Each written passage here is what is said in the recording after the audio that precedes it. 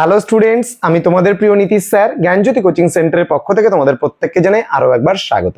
তো স্টুডেন্টস, আজকে আমি তোমাদের সঙ্গে আলোচনা করব ক্লাস 11 অর্থাৎ একাদশ শ্রেণীর রাষ্ট্রবিজ্ঞান যে সিলেবাস রয়েছে সেই রাষ্ট্রবিজ্ঞান সিলেবাস নিয়ে তোমাদের কি কি পড়তে হবে সেগুলো নিয়ে আজকের ক্লাসটিতে আলোচনা করব এবং তোমাদের কোশ্চেন প্যাটার্ন নিয়েও কিন্তু আজকের ক্লাসটিতে আলোচনা করব। কোশ্চেন প্যাটার্ন বলতে তোমাদের কি ধরনের প্রশ্ন হবে সেটা নিয়ে আলোচনা করব, কিন্তু কোন কোন চ্যাপ্টার থেকে তোমাদের কত কত নাম্বার থাকবে সেটা আমি পরবর্তী দিন ক্লাসে আলোচনা করব। প্রথম ক্লাস আজকে সিলেবাস নিয়ে, কেমন?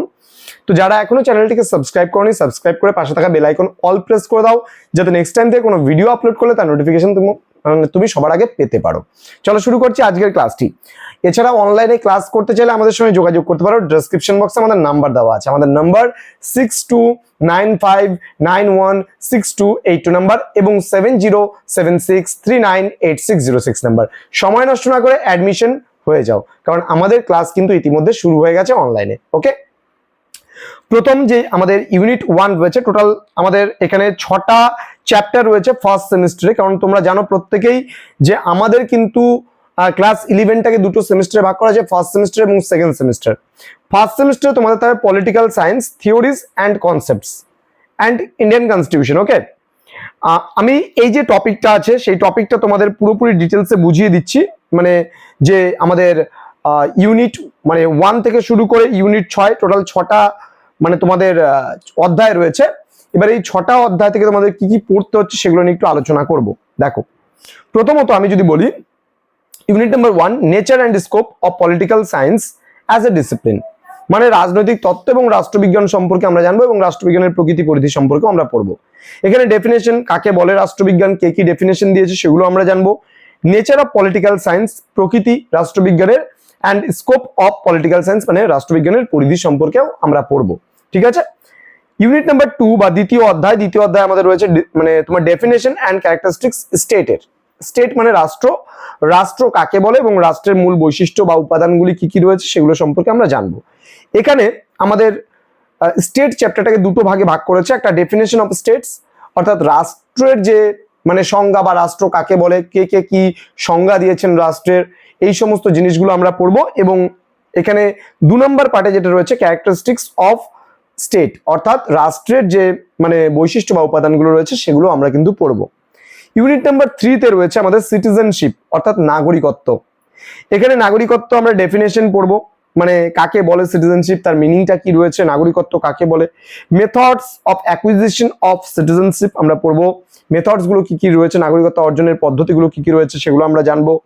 Reasons of loss of citizenship মানে সিটিজেনশিপ, নাগরিকত্ব বর্জনের কি কি উপায়গুলো রয়েছে বা নাগরিকত্ব একটা মানুষের কি করে বর্জন হয় বা বাতিল হতে পারে সেটা আমরা পড়বো। Citizenship in the constitution of India, মানে ভারতের সংবিধানে নাগরিকত্ব বলতে কি বোঝানো হয়েছে সেটা সম্পর্কে আমরা ডিটেলসে পড়বো ইউনিট নাম্বার 3 তে। অর্থাৎ এই নাগরিকত্বের বিষয়ে আমরা মানে তৃতীয় অধ্যায়ে পড়বো। আমাদের চতুর্থ অধ্যায়ে পড়তে হবে আন্ডারস্ট্যান্ডিং কনস্টিটিউশনস মানে সংবিধানকে বোঝা, ডেফিনেশন অ্যান্ড টাইপস মানে ভারতের সংবিধান কত ধরনের হয় এবং ভারতের সংবিধান কাকে বলে, এই পার্টটা আমরা পড়বো এখানে। ঠিক আছে, ইউনিট নাম্বার 5 এ রয়েছে making and the philosophy of the constitution, মানে ভারতের সংবিধানের তৈরিটা আমরা পড়বো এবং তার দর্শন কি রয়েছে সেটা সম্পর্কে আমরা পড়বো। এখানে কনস্টিটিউয়েন্ট অ্যাসেম্বলি আমরা পড়বো, গণপরিষদ, ফাংশনস অফ কনস্টিটিউশন কি কি কার্যাবলী রয়েছে, ফ্রেমিং অফ দ্য কনস্টিটিউশন মানে সংবিধান কি করে গঠন হলো, এখানে কম্পোজিশন অফ অ্যাসেম্বলি আমরা পড়বো, methods of deliberation, role of doctor B R. আম্বেদকরের কি ভূমিকা ছিল। ঠিক আছে, এই সমস্ত বিষয়গুলো। দেন প্রিয়াম্বল রয়েছে, প্রস্তাবনা আমরা পড়বো। এই সমস্ত বিষয়গুলো কিন্তু আমরা পড়বো ইউনিট নাম্বার 5 এ। এবার ইউনিট নাম্বার 6 এ রয়েছে salient features of the constitution of India, মানে আমাদের ভারতের সংবিধানের মূল বৈশিষ্ট্যগুলো কি কি রয়েছে সেগুলো সম্পর্কে আমরা পড়বো। এখানে অনেকগুলো বৈশিষ্ট্য রয়েছে, যেমন largest constitution, written constitution, partly rigid and partly flexible. ঠিক আছে, পার্লামেন্টারি সিস্টেম, ফেডারালিজম আছে তোমার, এখানে ফান্ডামেন্টাল রাইটস অ্যান্ড ডিউটিস আছে, directive principles of state policy আছে, রাষ্ট্র পরিচালনা নির্দেশমূলক নীতি যেটা আমরা বলি, ইন্ডিপেন্ডেন্স অফ জুডিশিয়ারি রয়েছে, সিঙ্গেল সিটিজেনশিপের ধারণা রয়েছে মানে এক নাগরিকত্ব। ঠিক আছে, অ্যান্টি ডিফেকশন ল আছে, মাইনরিটি রাইটস আছে, সেকুলারিজম আছে, ইউনিভার্সাল অ্যাডাল্ট তোমার হচ্ছে সারফেজ আছে, হ্যাঁ, এই সমস্ত বিষয়গুলো সম্পর্কে আমরা ডিটেইলসে পড়বো কিন্তু এই ইউনিট নাম্বার 6-এ। তো এবার এই যে তোমাদের টোটাল যে 40টা প্রশ্ন এখান থেকে আসবে, সেই 40টা প্রশ্নই কিন্তু এমসিকিউ বেসড হবে, পুরোটাই এমসিকিউ বেসড হবে। এবার তোমাদের বলে দেই কোন কোন লেসন থেকে কত কত নাম্বার থাকবে। ইউনিট নাম্বার 1 যেটা আমরা বললাম, nature and scope of political science as a discipline, এই যে চ্যাপ্টারটা রয়েছে এখান থেকে তোমাদের টোটাল 4টা এমসিকিউ থাকছে। ইউনিট নাম্বার 2 যেটা স্টেট রয়েছে অর্থাৎ রাষ্ট্র, এই রাষ্ট্র থেকে তোমাদের সর্বমোট 5টা এমসিকিউ থাকছে। ইউনিট নাম্বার 3 রয়েছে সিটিজেনশিপ, যেখান থেকে 7টা এমসিকিউ থাকবে তোমাদের, অনেকটাই ইম্পর্টেন্ট এই চ্যাপ্টারগুলো কিন্তু। Unit number 4 understanding constitutions definition and types, এখান থেকে 6টা এমসিকিউ থাকছে। Then making and the philosophy of the constitution, এখান থেকে 8টা এমসিকিউ থাকছে। এবং সর্বশেষ চ্যাপ্টার তোমাদের salient features of the constitution of India, এখান থেকে 10টা এমসিকিউ থাকছে। সব থেকে বেশি এমসিকিউ কিন্তু এই অধ্যায় থেকেই থাকছে, 6 নম্বর অধ্যায়।